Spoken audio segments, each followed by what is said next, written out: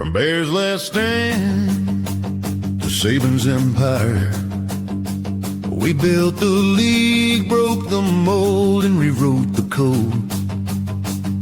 Crimson Tide, unstoppable, undeniable, untouchable. 7-9 champs, goal line stand. Barry Cross made Penn State fold their hand. Chile ran, Ogilvie danced. Sugar Bowl glory, banner advance. Ray Perkins brought Bennett's wrath. 3-time All-American cleared the path. Bill Curry's crew, Siren Stacy's fire. Deep steep crown, Crimson never tired. Gene Stallings, 9-2 reign. Teague stripped Miami, left them in pain. Jay Barker Lassick, Odin Tide. Langham locked down, Thorpe took flight. We're nothing but a winner. The best to ever do it. Crimson Tide rolls deep. No one can outdo it. Built for the lights, bred for the fight. We don't chase greatness, we define it right. Saving touchdown, turn fire to flame. 6 rings later, they chant his name. And Graham ran wild, first Heisman won. 2009, Texas came undone.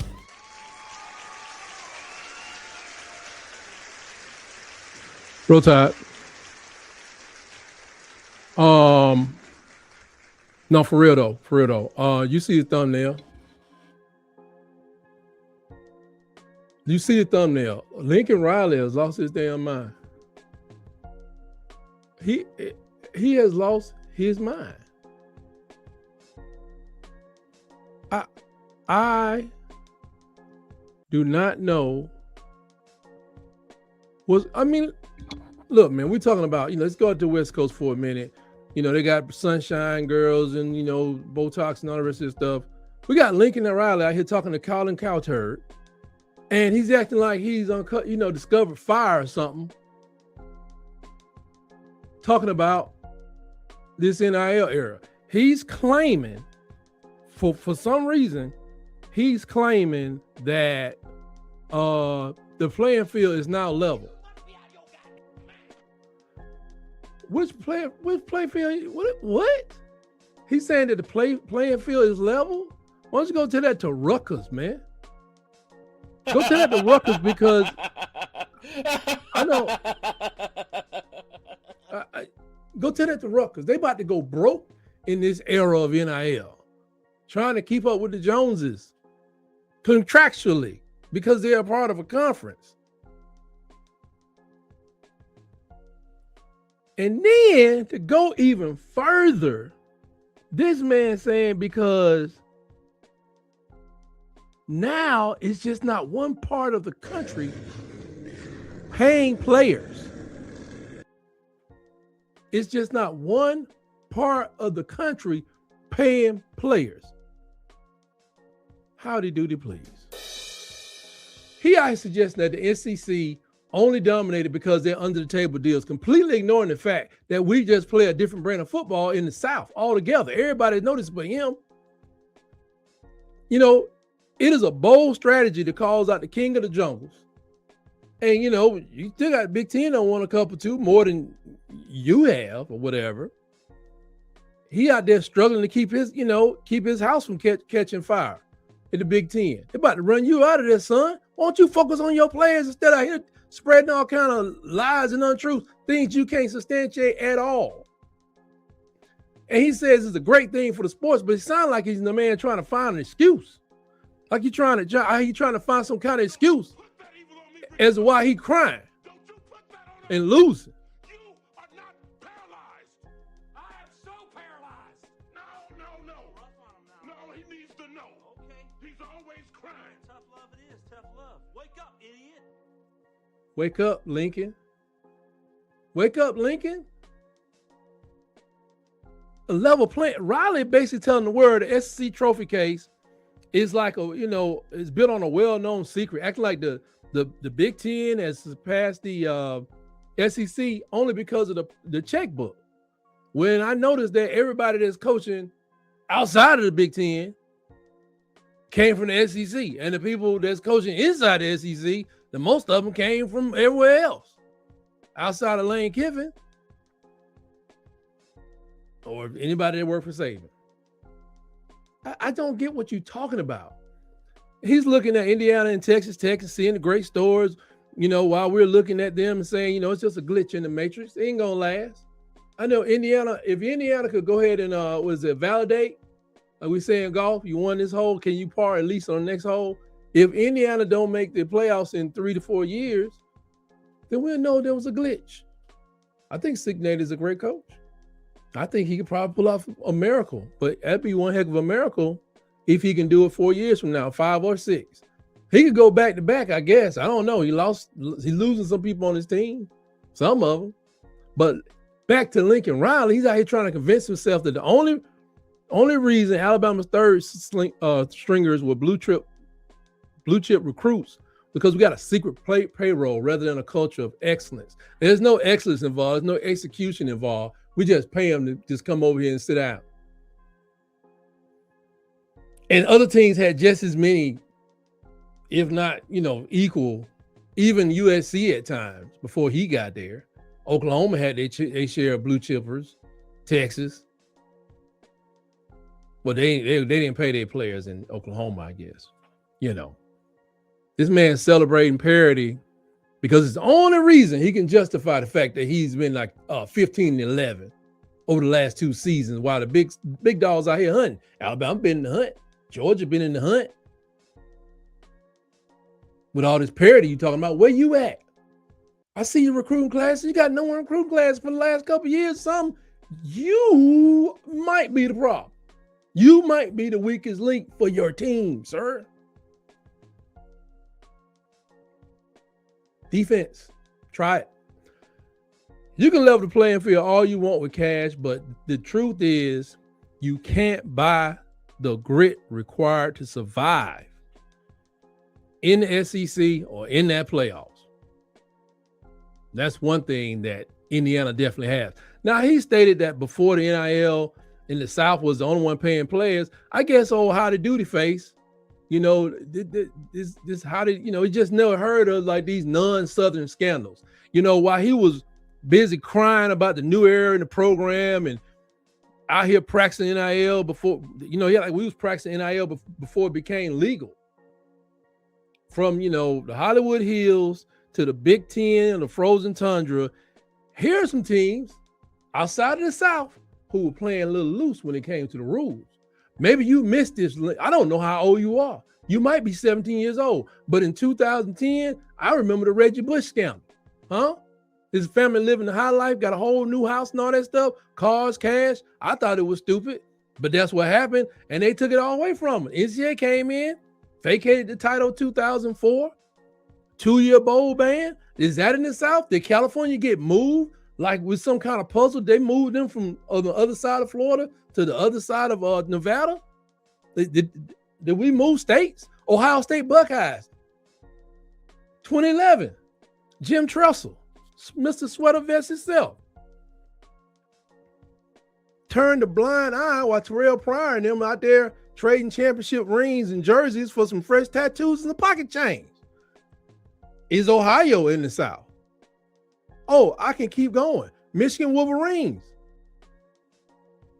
Booster Ed Martin, allegedly, I guess, or I don't know. I ain't even looking. I don't want to pay no attention. 280,000. We done got rumors about people getting 150,000 to play. Was it the GOAT? I call him the GOAT. I don't care what you say. Roll Tide, but Cam Newton's a bad boy. 150,000 unsubstantiated.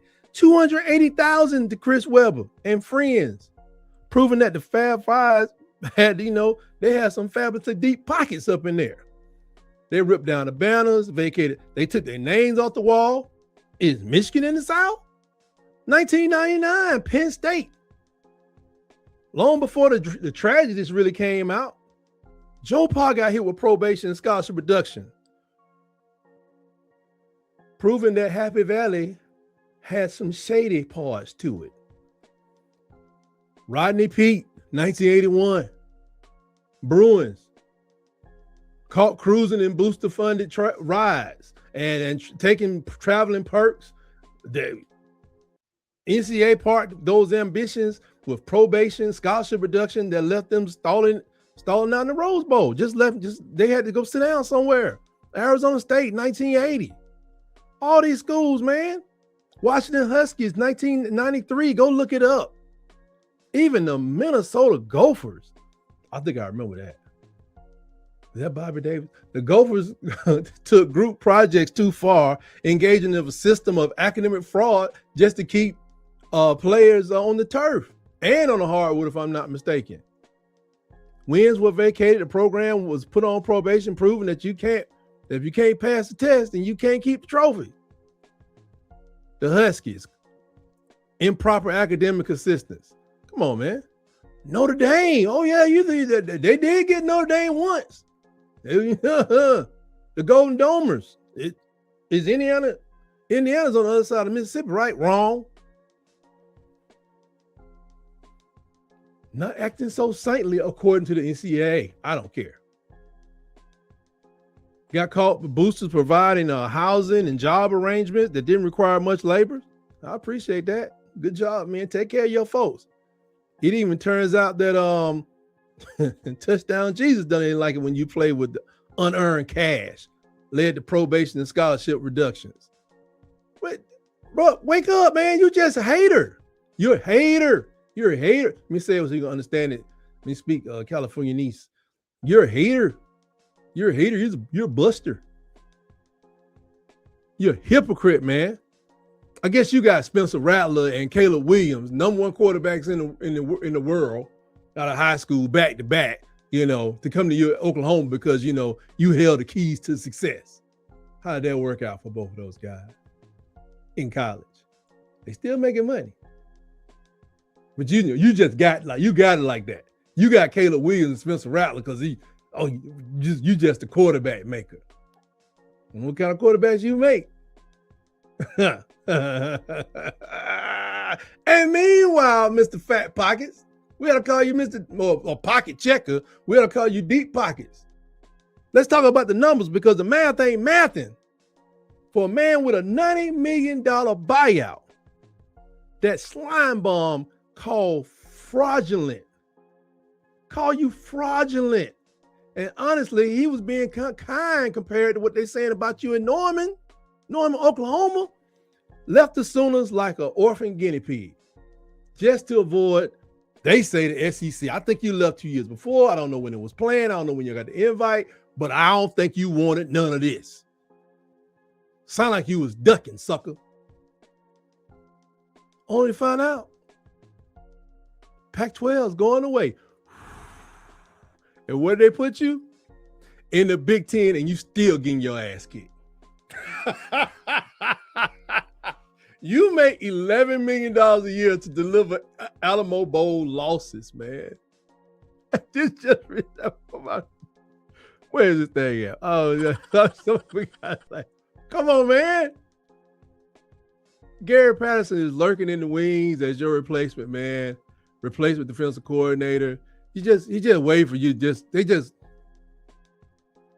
gonna get a signal and you're gonna be gone. So maybe you ought to cut out the interviews, the extra paychecks, the appearances, and get your butt on the road and get your butt on the chalkboard and start working on that defense. And really the offense now. You claiming you left Oklahoma because you couldn't build a roster that was better than third best. You left Stoops' program. Remember? I think he got 3 national championships sitting right there. Was he paying players you couldn't play them? And they're in the SEC, but Oklahoma ain't necessarily in the South. As we traditionally know, it's a Midwest team. You say you left again Oklahoma because you couldn't build a roster. You sound like Chip Kelly. Or Brian Kelly, I'm sorry. You sound like Brian Kelly when he left Notre Dame with LSU. And he on the road now. You couldn't build a roster better than third best for the playoffs, yet you sitting on a hot seat with the same record as Clay Helton. What are you? It's a PSA. People, kids, just say no to to drugs. It's a lot of talk for a guy who essentially, you know, a high-duty lookalike with a high-price offense and a defense that couldn't stop a toddler in a bouncy house. Man, you got some freaking nerve. And you still looking over your shoulder at people in Norman who treated this exit like betrayal of biblical proportions. I did too. I thought you was out your mind. You're trying to rewrite history. Reason I thought that you lost your mind because really California is not that serious about football. I don't know if you realize that. USC, that thing of past, that's gone. It's gonna take somebody greater than thee to turn that thing back into what it used to be. They might as well go in and get 75-year-old Pete Carroll and bring him back. Not especially not since the thing's wide open with the NIL. Remember, it's level playing field. Pete won there. What's your problem? Looking over your shoulder, this biblical proportions, you know, you're trying to rewrite the history book for yourself as some kind of hero of the NIL era. Man, shut your ass up. But the folks in Oklahoma remember the man who voted the moment the SEC invite hit the table, cuz Riley's desperate to prove that he didn't dodge the SEC, but every word out of his mouth is about one part of the country. It sounds like a bitter ex-girlfriend. Man, we wasn't dating you. Get over it. Move on. Work on the X's and O's for your next team, because you're about to be out of there as soon as they put that Pac-12 together. So you better get looking like, you know, you're better off looking for a first-class ticket back to that resurrected Pac-12, man, where you might actually have a fighting chance to make the playoffs without getting kicked in your teeth. But I doubt you can do that because you're going to deal with Oregon again. Stanford may decide to put their thing back together. Washington ain't never skipped a beat. And now you got to deal with my man over there, Oregon State. He going to do something. You want to do the old, you know, we could get in a sorry conference, then we're going to do it. And the Pac-12 just disappeared. But you got your $110 million. You can buy all the 5-star talent you want in the world. You can get all them kids, pack them up over there when you got 29 recruits, I think a couple of years in a row. You number one this year or something. But if you don't figure out how to coach defense, you just a glorified banker with a whistle, man, just handing out checks. Here's the bottom line for Mr. $110 million on the hot seat. Stop whining about SEC's secrets or what you think happened or Mississippi or trying to act like it just happened in the South. You can cut that crap out. You can just shut your pie hole on that one and start winning the games that matter, man. 15-11, that's your job. That's your job. You need to get back up to the 80% stuff, you know, during the regular season. The SEC isn't a part of the country that's paying players. It's a standard of living that you clearly weren't ready for. You try the Big 12, you know, go Oklahoma State or something, get back with their defenses, you know, they kind of doing two-head and tag over there. And grow that mustache out, man, because, you know, you're looking like how to do it. That's just something wrong with that. I mean, maybe you need to draw you in a mustache or something. But because you need to do something, because you're gonna need a disguise, man, when people figuring out they paying $11 million for you to win 9 games, sometimes 8. It's not coming together. While you busy celebrating all this parity on Colin's show, we'll be busy over here trying to get ready to get some hardware, man. Get back in the playoffs. Have y'all even been to the playoffs yet? It's a nice place. You ought to visit. And we'll be earning everything that we have as we always have. So sit down, work on that Harbor offense, and remember, in the SEC and Southern football, we're really at the highest levels of football, man. It ain't that the playing field is level, it's just people going out there dominating. Ain't nobody crying about getting stumped down by Indiana. It's our job to get better by any means necessary.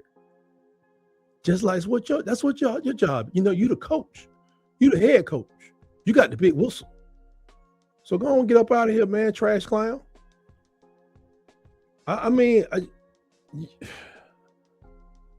Trash talk, man. Sound like a loser to me, Lincoln. That's all I got on this subject. You're dismissed. And the rest of y'all, we see you round the herd Tuesdays, 7 p.m. Eastern. I'm kind of hot, 6 p.m. Central. Until next time, always remember, roll, tide, roll.